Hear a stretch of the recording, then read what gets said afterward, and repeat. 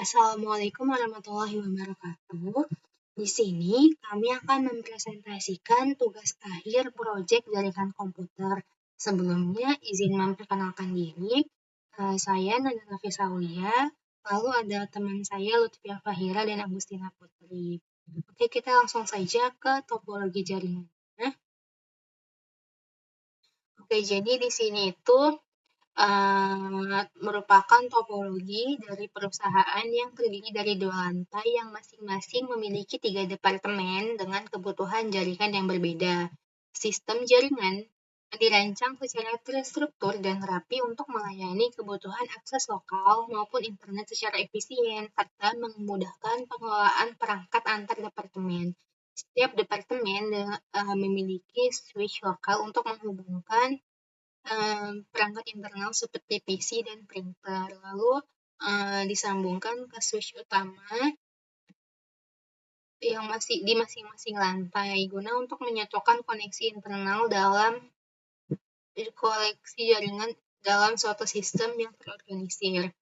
Oke, di lantai pertama itu ada departemen keuangan, pengembangan, sama pemasaran. Di departemen keuangan ini memiliki 5 PC lalu terhubung ke satu switch lokal yang terhubung melalui kabel straight talk.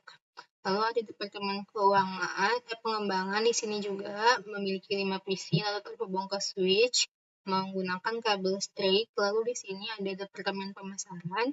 Departemen pemasaran ini memiliki 5 PC lalu terhubung ke switch lokal dengan kabel straight.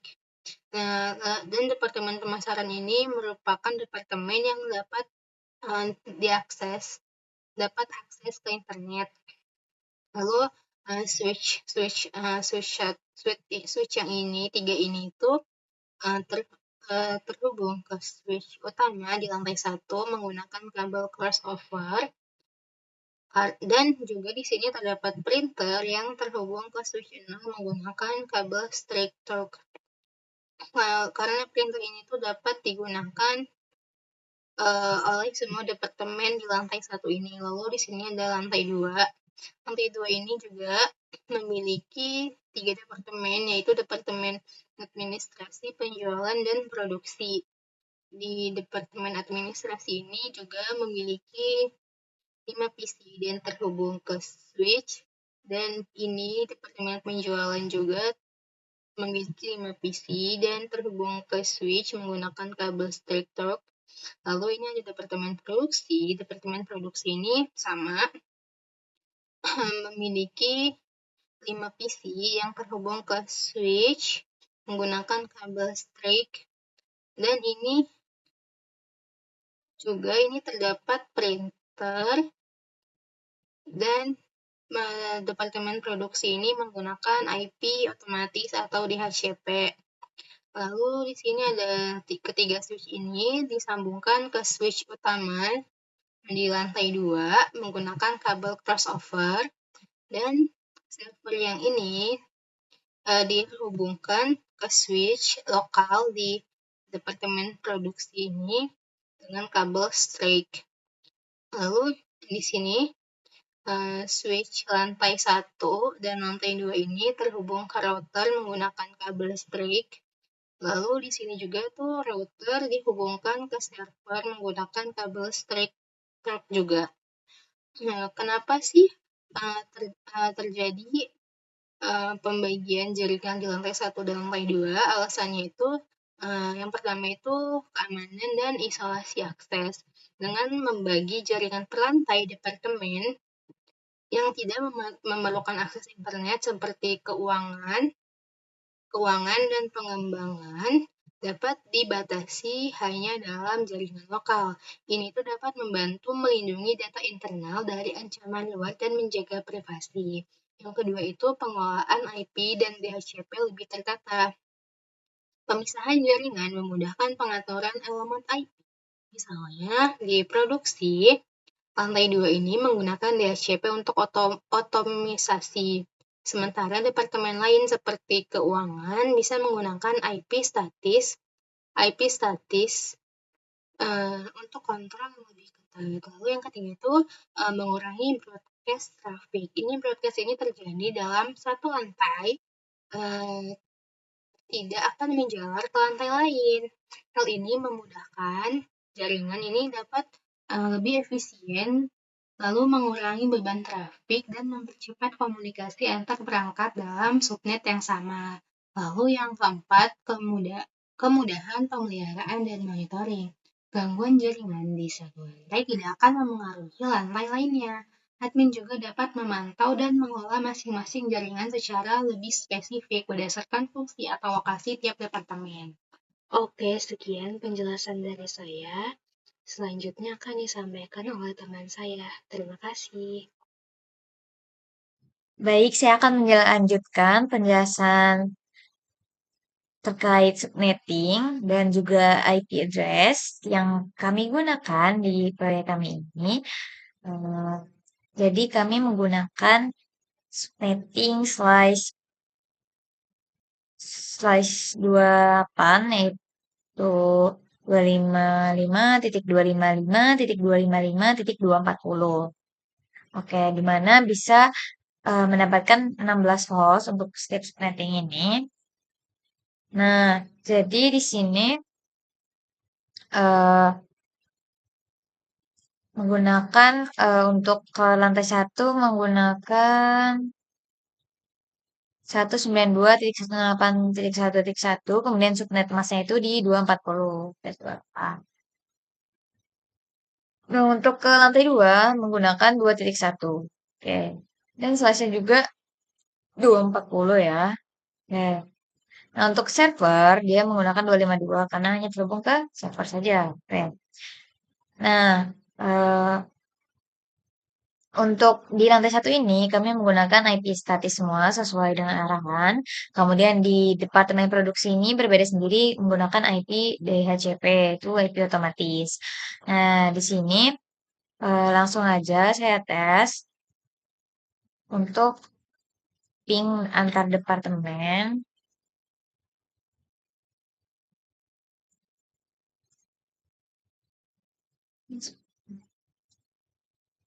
Oh, salah. Sebenarnya udah banyak saya ping dan banyak berhasil sih.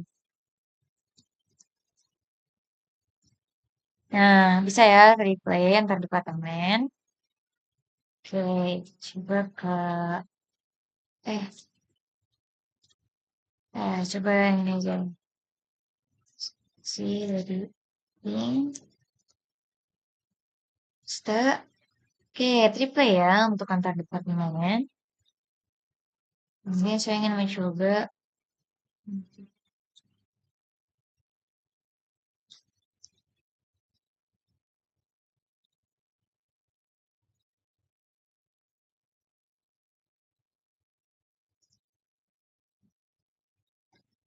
Nah, untuk antar lantai pun berhasil ya. Tadi saya mencoba ini IP address dari departemen penjualan, isi dari departemen penjualan, saya ping dari departemen pengembangan dan itu bisa berhasil.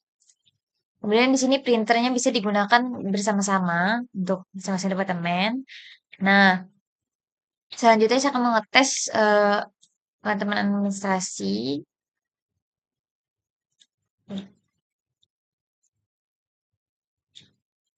Apakah bisa dipakai di sini?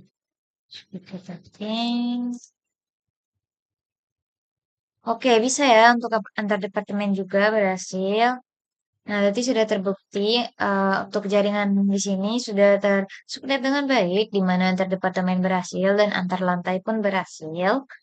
Nah, kemudian untuk di departemen produksi, di sini menggunakan DHCP, IP DHCP yang berasal dari server ini. Nah, di sini kenapa kayak gini? Karena menggunakan IP DHCP, jadi tidak bisa diganti. Dimulai dari di sini 192.168.2.19 sampai seterusnya. Nah, kemudian di sini saya akan mencoba untuk melakukan ping terhadap printer yang nya bisa digunakan di departemen produksi ini.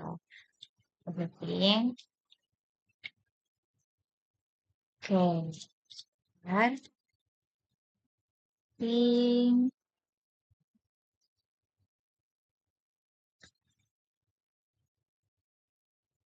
Assalamualaikum warahmatullahi wabarakatuh.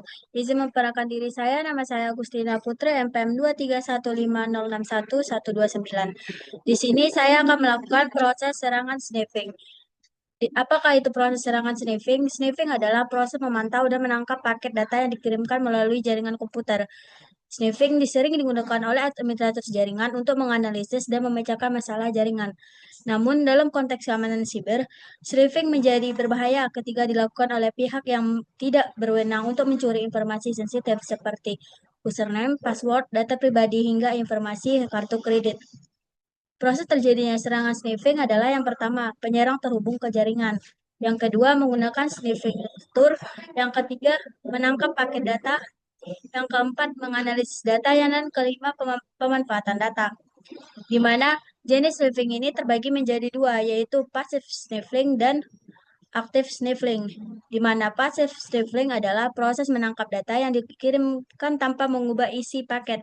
Biasanya dilakukan di jaringan dengan hubungan ataupun Wi-Fi publik yang tidak aman. Sedangkan active sniffing adalah proses penyerangan data yang dikirimkan tanpa mengubah isi paket, di mana biasanya dilakukan di jaringan dengan hubungan ataupun Wi-Fi publik yang tidak aman. Di sini terdapat dua jenis sniffing. Di sini terdapat dua jenis sniffing, di mana yang pertama itu passive sniffing, yang kedua yaitu active sniffing, di mana active sniffing adalah proses menangkap data yang dikirimkan tanpa mengubah isi paket, biasanya dilakukan di jaringan dengan hubungan ataupun Wi-Fi publik yang tidak aman. Kemudian terdapat active sniffing, di mana active sniffing adalah penyerang secara aktif mengintervensi lalu lintas jaringan, misalnya dengan ARP spoofing untuk mengarahkan lalu lintas ke perangkatnya. Nah, alat yang kami gunakan yaitu Wireshark dan VirtualBox, di mana komputer host atau penyerang yakni komputer fisik. Di sini kami menggunakan Wireshark, di mana Wireshark ini akan menangkap paket dari jaringan.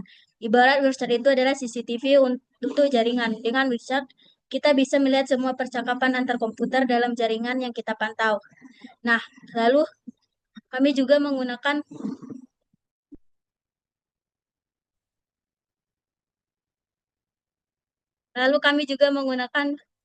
VirtualBox, di mana VirtualBox ini menggunakan OS Linux Ubuntu, di mana VirtualBox ini mengirimkan dan menerima paket seperti komputer biasa di jaringan. VirtualBox adalah software virtualisasi yang memungkinkan kita untuk menjalankan mesin virtual, yakni sistem operasi tambahan di dalam sistem utama kita. Seperti kita akan membuat komputer baru di dalam komputer kita sendiri. Langkah-langkah proses serangan sniffingnya adalah yang pertama kita akan menyalakan browsernya terlebih dahulu. Nah, di sini kita sudah masuk ke area browsernya dan di sini saya memilih WiFi.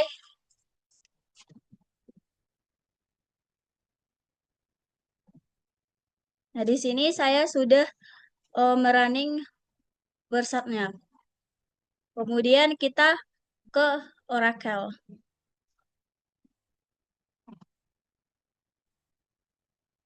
Di sini kita menggunakan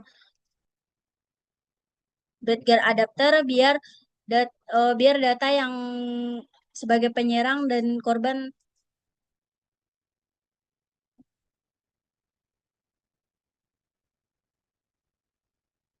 Nah, di sini kita sudah masuk di Ubuntu akun saya. Di sini kita akan masuk ke akun saya. Di sini saya akan memasukkan username saya.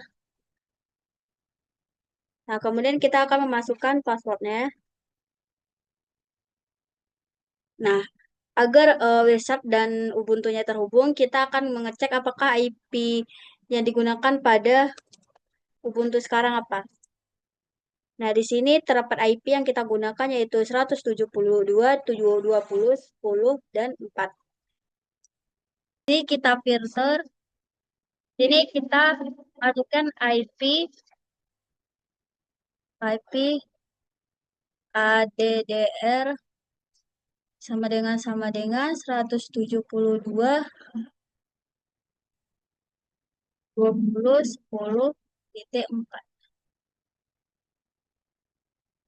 Kita lihat tadi apakah benar 172.20.10.4 benar. Kita cek di websitenya lagi. Kita daftar. Nah, kita sudah masuk di IP Ubuntu-nya di WhatsApp-nya. Nah, biar ada data yang kekirim ke korban, maka kita masukin ke Ubuntu-nya. Nah, di sini kita masukin web, di mana saya menggunakan URL examples.com, di mana URL ini singkatan dari klien URL, sedangkan example.com ini sebagai website yang ingin kita akses. Di sini perintah ini akan mengirimkan request HTTP GET ke examples.com dan menampilkan isi halaman webnya di terminal. Nah, di sini terdapat isi halaman web example.com dan kita kembali ke websitenya kembali untuk mengecek, untuk mengakses web tadi.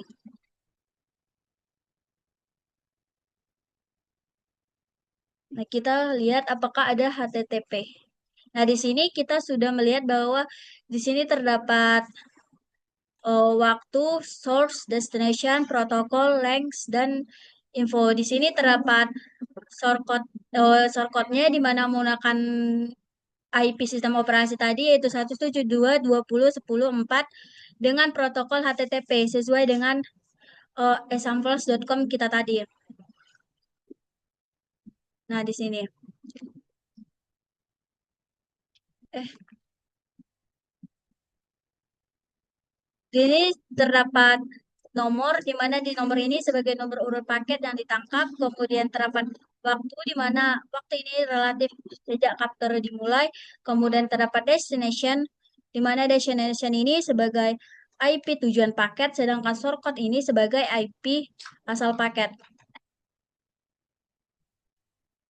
Ini kita lihat shortcode 172.20.10.4. Nah, ini. Nah, kemudian terdapat protokol HTTP, yaitu jenis protokol yang digunakan yaitu HTTP, kemudian terdapat length, di mana ini ukuran paket dalam byte, kemudian terdapat info ini sebagai isi dari paket tersebut yang kita kirim tadi. Nah, di bagian bawah terdapat hypertext transfer protocol, di mana di sini terdapat get HTTP /11/R atau N, di mana di sini itu berfungsi sebagai permintaan HTTP ke root halaman. Berarti kita mengakses HTTP example.com. Kemudian di sini terdapat user agennya, di mana user agen ini berarti kita mengakses situs dengan menggunakan QR versi 85.0. Kemudian di sini terdapat accept